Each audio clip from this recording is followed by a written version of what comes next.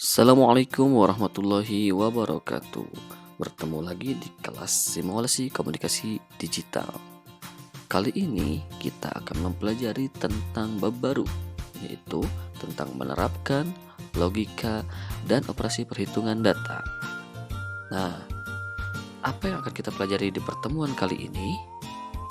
Di pertemuan kali ini kita akan belajar mengenai software pengolah angka atau yang mungkin biasa kita gunakan yaitu software Microsoft Excel ya. Kembali lagi di pelajaran ini atau di bab yang tentang menerapkan logika dan operasi perhitungan data ada di kompetensi dasar nomor 3.4, yaitu tentang menerapkan logika dan operasi perhitungan data, dan juga ada di KD nomor 4.4 untuk mengoperasikan perangkat lunak pengolah data.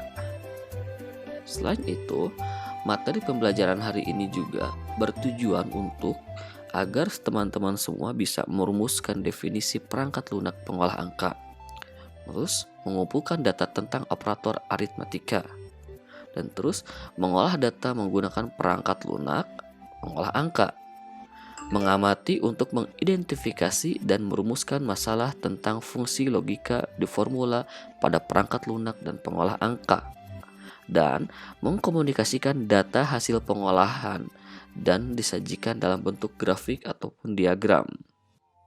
Nah, bagaimana? Kita lanjut ya.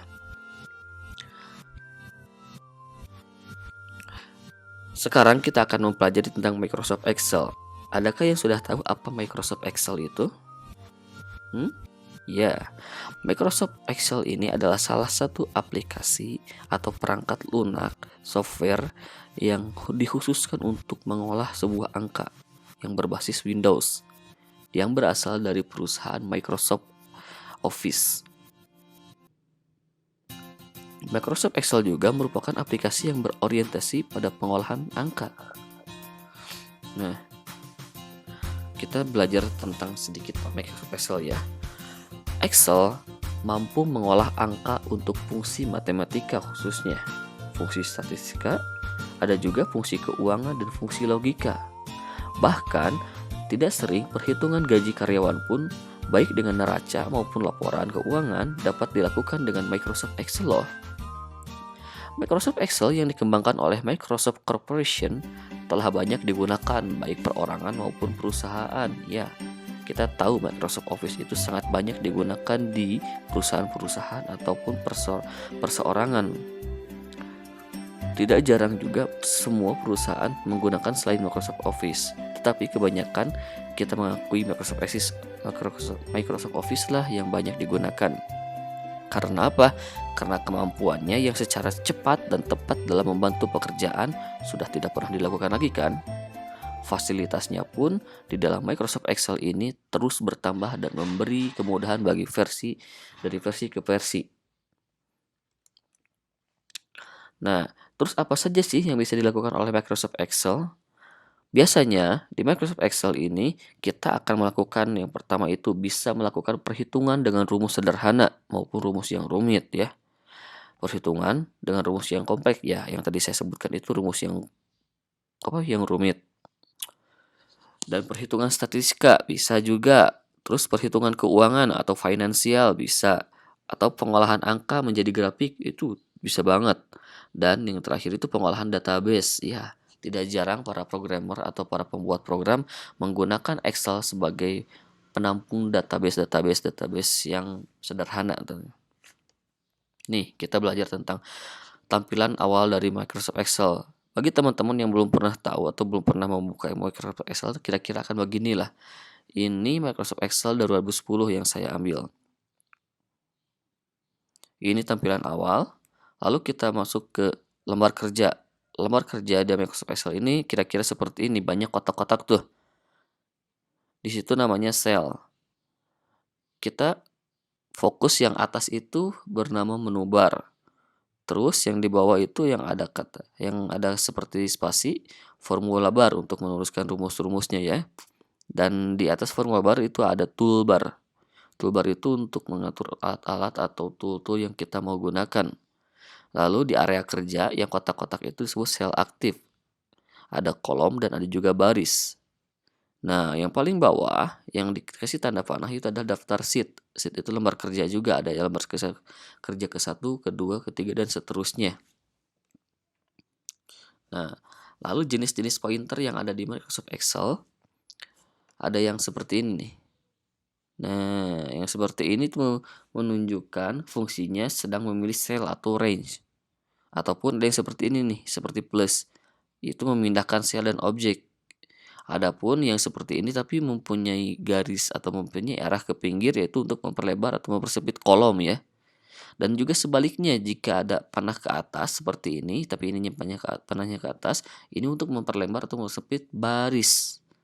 Nah, juga ada yang seperti tanda plus atau tanda tambah tapi kecil, ini hanya untuk mengcopy sel dan fungsi di dalamnya. Seperti itu teman-teman. Untuk lebih lanjutnya kita lihat video berikut ini ya. Yuk, check it out. Nah, fitur-fitur yang dapat di dalam Microsoft Excel bisa dilihat pada gambar berikut. Nah, penjelasannya nanti akan saya contohkan. Nah, yang pertama adalah title bar. Nah, menampilkan nama workbook yang sedang aktif atau dibuka. Secara default nama workbook pada Microsoft Excel adalah book 1. Nah, dimana title bar ini sama seperti yang ada di Microsoft Word.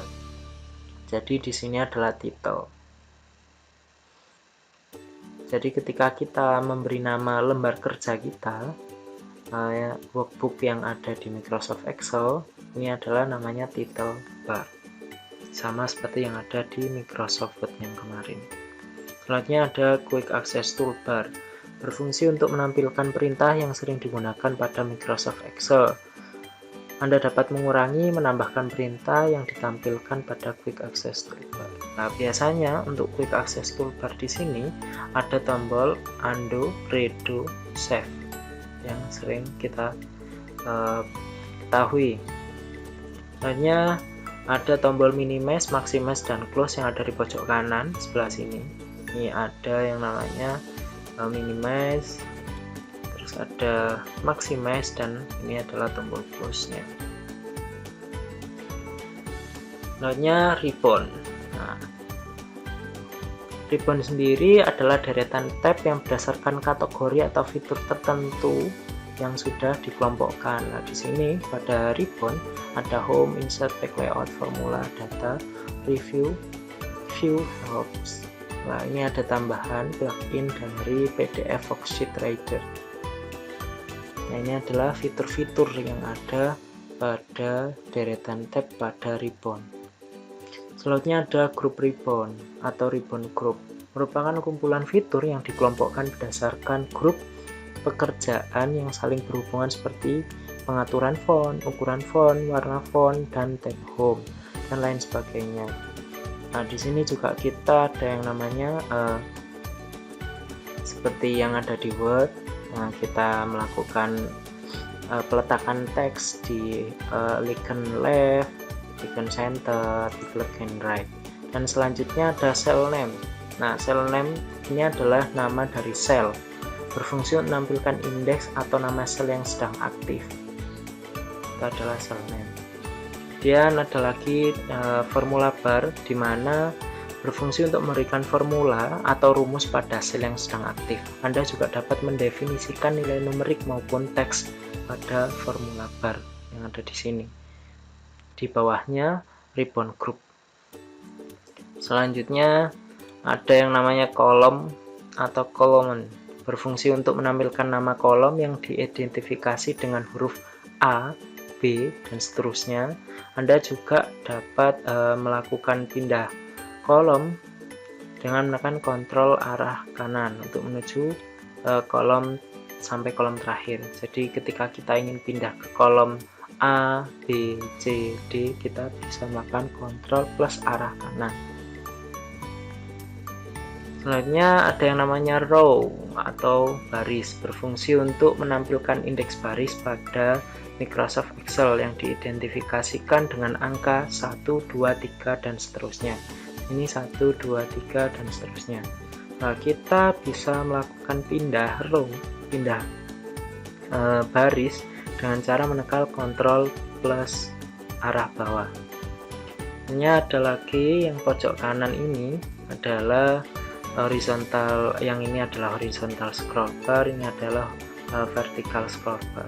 Horizontal scroll bar adalah berfungsi untuk berpindah dari kiri dan ke kanan pada lembar kerja, kalau yang vertical scroll bar dari atas ke bawah. Selanjutnya ada yang namanya lagi pack view. Nah, pack view adalah deretan tab yang berisi zoom. Nah, zoom sendiri berguna untuk memperbesar atau memperkecil tampilan lembar kerja, ini yang namanya zoom. Nah, ada normal view, menampilkan worksheet dalam mode standar, yang menampilkan view cell secara tak terbatas. Nah, ini yang namanya normal view, memberikan tampilan standar. Tampilan seperti apa? Nah, ini semua adalah tampilan normal view. Ada namanya pack layout view, menampilkan worksheet dalam bentuk halaman berdasarkan pengaturan kertas yang digunakan, ini yang bagian tengah. Ini adalah namanya pack layout view. Selanjutnya ada pack break view, digunakan untuk melihat atau mereview tampilan worksheet sebelum menambahkan pack break. Lah, yang mana? Nah, ini bagian terakhir. Ini adalah namanya pack break view. Nah, selanjutnya ada yang namanya cell. Nah, apa sih cell itu? Ada sebuah kotak kecil pada worksheet yang merupakan titik pertemuan antara row dan kolom. Nah, sebelah sini. Nah, maaf. Nah, bagaimana? Nah, ini adalah yang namanya cell, dimana dia berada di titik row dan titik kolom. Nah, berarti dia sedang aktifnya di mana cell ini?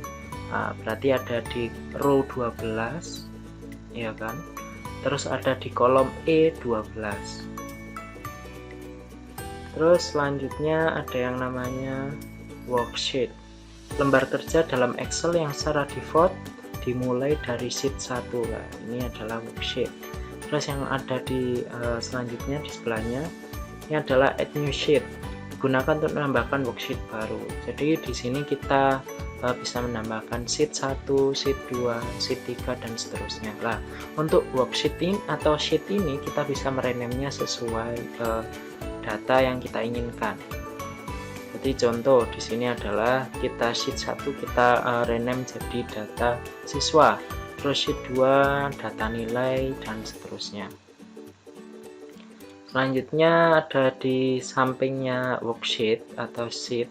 Di sini ada scroll between worksheet, digunakan untuk menggeser worksheet baik menuju sheet sebelumnya ataupun sesudah sebanyak 1 kali, atau langsung berpindah ke sheet awal atau sheet akhir. Jadi di sini berfungsi untuk kita bisa bergeser dari sheet 1 ke sheet 2, atau langsung dari sheet 1 hingga sampai ke sheet yang terakhir. Nah, selanjutnya kita akan praktek langsung agar tahu mana sih yang quick access toolbar, title bar, scroll view bar, back view-nya yang bagian sini di aplikasi Microsoft Excel, dan bagaimana cara mengakses Microsoft Excel-nya. Nah, selanjutnya kita akan belajar cara membuka aplikasi Microsoft Excel. Seperti halnya kemarin menggunakan aplikasi Microsoft Word, ada 3 cara. Yang pertama, kita bisa membukanya di tombol window, kemudian kita scroll ke bawah, kita cari Microsoft Excel, kemudian kita klik 2 kali, kita open. Terus ada cara yang kedua, kita mencarinya di pencarian dengan mengetikkan Excel, dan kita buka. Dan yang terakhir, cara yang tercepat seperti halnya menggunakan aplikasi Microsoft Word, kita bisa menekan Windows R, kemudian kita ketikkan Excel, kemudian OK.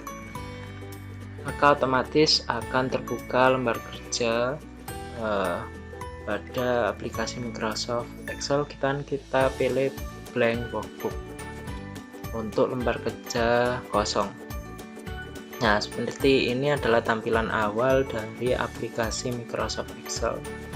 seperti halnya yang tadi yang saya jelaskan di PPT. Di sini ada Quick Access Toolbar, di sini ada title bar, di sini ada minimize, maximize, close. Di sini adalah ribbon, group ribbon, vertical scroll bar, horizontal scroll bar. Ini adalah selnya. Ini name cell. Jadi ketika kita berpindah, tentunya di sini saya meletakkan di I13, maka akan berubah I13. Ini adalah nama cell name-nya. Sedangkan ini adalah selnya, dimana di antara kolom dan di antara row-nya. Nah, jadi kolom itu yang mana? Kolom itu yang ini A, B, C. Jadi kalau ke bawah ini adalah kolom, kalau ke samping ini adalah row. Terus di sebelah sini ada pack view-nya. Di dalam pack view di sini ada zoom untuk memperbesar dan memperkecil lembar kerjanya. Di sini ada normal view, di sini ada pack layout view, di sini ada pack preview. Biar lebih jelas masalah penggunaan normal pack layout dengan pack preview, kita buka contohnya di sini menggunakan kalender akademiknya dari BIM. Nah, di sini adalah tampilan dari normal view. Kita bisa lihat lembar kerjanya sangat luas, tak terbatas, jadi kita masih bisa geser lagi ke bawah. Nah, sedangkan perbedaannya kalau kita menggunakan yang pack layout view, di sini berdasarkan saya kecilkan ya. Nah, di sini berdasarkan lembar kerja yang telah kita atur. Contohnya di sini kita atur di pack layoutnya dengan orientasi landscape, kita size-nya kita atur legal atau A4. Nah, maka otomatis akan berubah. Saya kembalikan di legal ya. Nah, terus cara merapikannya, kita bisa melakukan perapian pada pack preview, dimana di sini contohnya ini kan tidak rapi, dimana untuk lembar kerjanya pada kalender akademik ini terpotong menjadi 2 halaman, dimana halaman pertama itu isinya ini dan halaman kedua berisi beberapa teks yang terpotong dari halaman yang ada di halaman pertama. Nah, cara merapikannya di mana? Di pack preview. Nah, di sini kita bisa tarik ke bawah tampilan yang garis biru ini, kita tarik ke bawah, maka otomatis di pack layout tampilan lembar kerjanya akan menjadi 1 halaman saja, kan lebih rapi. Jadi ketika nanti gunanya ketika kita melakukan print preview yang di sini kita blok. Contohnya di sini ketika kita ingin melakukan print, nah kita print set areanya, kemudian kita lakukan Ctrl P, maka tampilannya akan lebih rapi. Jadi akan menjadi 1 halaman atau 1 lembar penuh. Jadi tidak ada halaman yang terpotong. Bandingkan dengan jika kita lakukan back Ctrl Z. Di sini saya kembalikan semua. Sini. Nah, jika di sini lembar kerjanya tidak kita tarik, yang biru-biru ini tidak kita tarik, otomatis akan menjadi 2 halaman seperti tadi. Maka ketika kita melakukan print, nah, yang di sini ini akan terpotong menjadi 2 halaman, berbeda dengan yang tadi. Nah, seperti ini. Ada teks yang jatuh di halaman yang kedua. Nah, mungkin di sini teman-teman lebih dapat gambaran yang lebih jelas ya ketika ingin melakukan print data pada lembar kerja Excel. Terus seperti tadi ada yang namanya sheet di sini. Nah, contohnya yang di lembar kosong. Nah, di sini ada sheet atau worksheet. Di sini adalah lembar kerja kita. Kita bisa melakukan penambahan. Nah, sebanyak mungkin. Nah, contohnya seperti yang di sini, yang di kalender pendidikan. Di Di sini ada tabel 1 dan tabel 2. Nah, di sini ada lembar kerja yang berbeda, yang dimana lembar kerja yang pertama, tabel 1 berisi kalender pendidikan SMK BIM, dan kalender yang kedua ini adalah kalender di tahun 2020 hingga tahun 2021. Kemudian selanjutnya kita akan belajar menggunakan formula bar, di mana pada formula bar di sini kita bisa mendefinisikan data berupa teks maupun data berupa nilai numerik. Nah, contohnya di sini saya mendefinisikan pada sel A1, definisikan isinya adalah barang.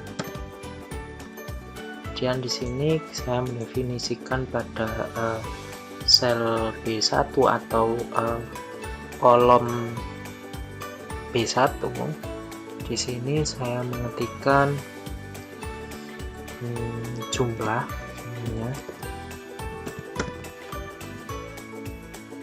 Kemudian di sini saya mendefinisikan data teks harga. Kemudian di sini adalah mendefinisikan total harga.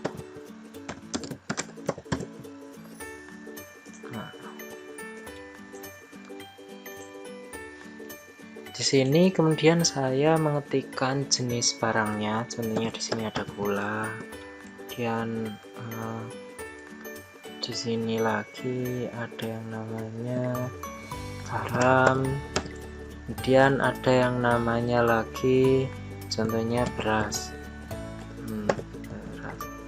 Kemudian contohnya di sini ada jumlahnya 2, 3, terus kemudian berasnya mungkin di sini ada 1. Kemudian harganya di sini mungkin 15.000, 5.000, dan berasnya harganya 20.000. Nah, enaknya di sini ketika kita menggunakan Excel, kita bisa melakukan perhitungan menggunakan operator perhitungan yang sederhana. Contohnya di sini saya mengalihkan jumlah barang dengan harganya.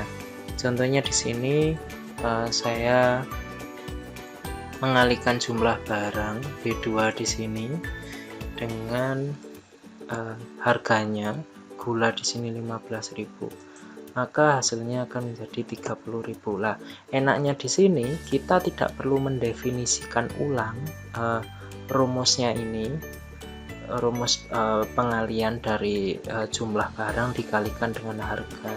Kita cukup menariknya ke bawah. Nah, maka otomatis akan dilakukan penggunaan rumus yang sama pada masing-masing sel ini. Nah, dengan syarat apabila rumus yang di sini ketika kita mendefinisikan rumus di bagian total harga yang ada di sini B2 dikali C2 ini dengan syarat nilainya yang di sini itu harus sama. Jadi contohnya kalau seandainya di sini saya kosong, ketika saya menarik di bawah maka tidak ada nilai yang dihitung, maka 0. Karena di sini dihitung tidak ada didefinisikan nilai jumlah maupun nilai barangnya.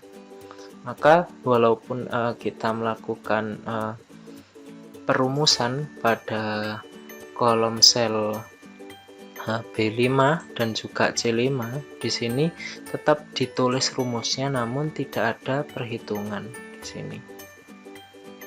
Nah, mungkin di situ teman-teman dapat gambaran ya dari penggunaan formula bar dalam mendefinisikan teks maupun penggunaan data numerik atau melakukan perhitungan secara sederhana.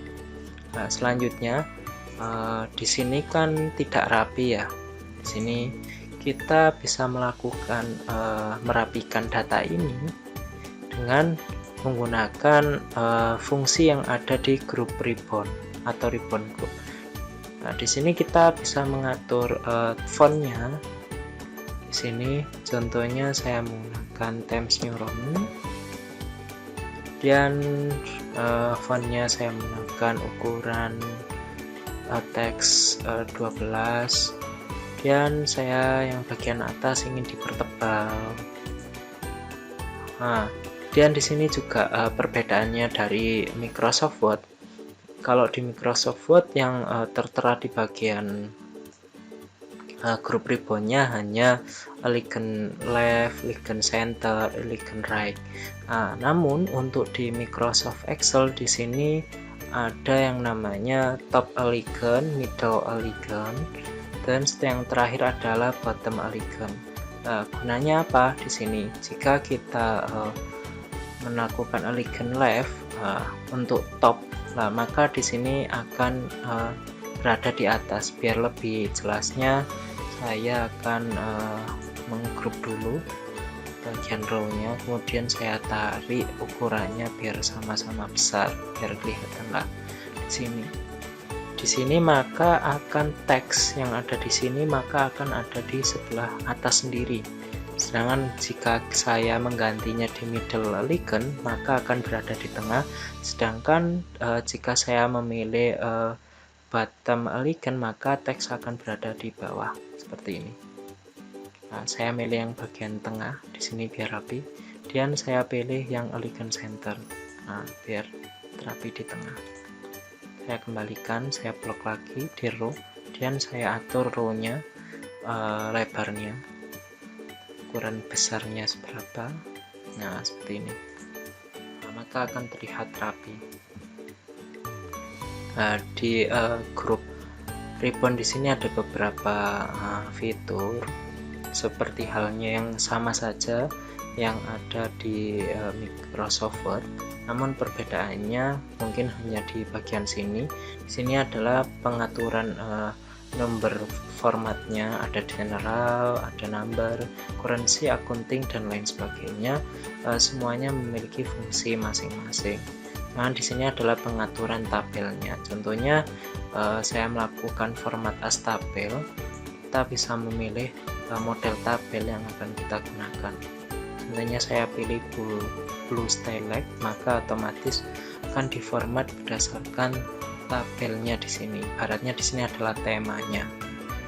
Nah, untuk pertemuan kali ini saya hanya akan menjelaskan sampai di sini dulu. Nanti akan saya lanjutkan di pertemuan selanjutnya agar pertemuan atau video kali ini tidak terlalu panjang, jadi akan saya bagi menjadi beberapa bagian.